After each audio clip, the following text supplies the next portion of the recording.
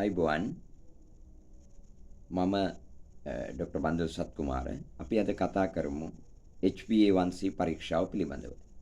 HbA1c කියලා කියන්නේ ඔබගේ රුධිරයේ පසුගිය මාස 3ක සීනි මට්ටමේ සාමාන්‍ය අගයයි. निराहार රුධිර පරීක්ෂාවට සහ කෑම කා බලන රුධිර පරීක්ෂාවට වඩා හොඳ අවබෝධයක් මේ HbA1c පරීක්ෂණයෙන් ඔබට ලබා ගන්න පුළුවන්.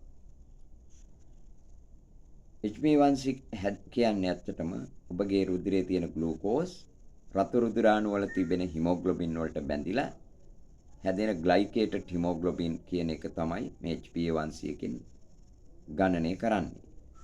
ඔබ දියවැඩියා රෝගියෙක් නම් ඔබේ මෙම අගය 7ට අඩු විය යුතුයි.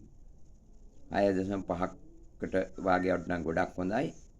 ඔබගේ මේ අගය 7ට අඩු නම් මේ දියවැඩියාව නිසා සෙමින් නැති වෙන සංකෝලතා. ඒ කියන්නේ අතපය හිරිවැටීම්, ඇස්පෙනීමේ දුර්වලතා සහ මුත්‍රා වලින් ප්‍රෝටීන් පිටවීමක් ගොඩාක් කර්මන්නේ වීම සහ ලිංගික අප්‍රාණිකත්වය කිසිවක් ඇති වෙන්නේ නැහැ.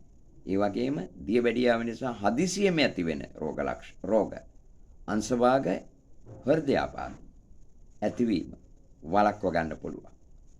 ඒ නිසා මේ පරීක්ෂාව සෑම දියවැඩියා රෝගියෙක් විසින්ම කළගත යුතුයි.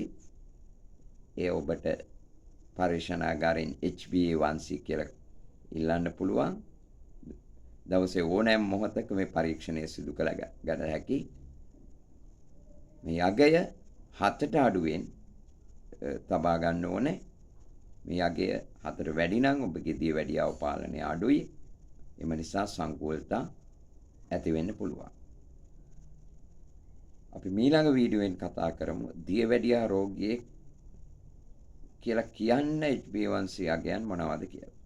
එහෙනම් නැවතත් මම මතක් කරනවා නම් මේ HbA1c අගය කියන්නේ පසුගිය මාස 3ක ඔබගේ රුධිරයේ සීනි පාලනයයි.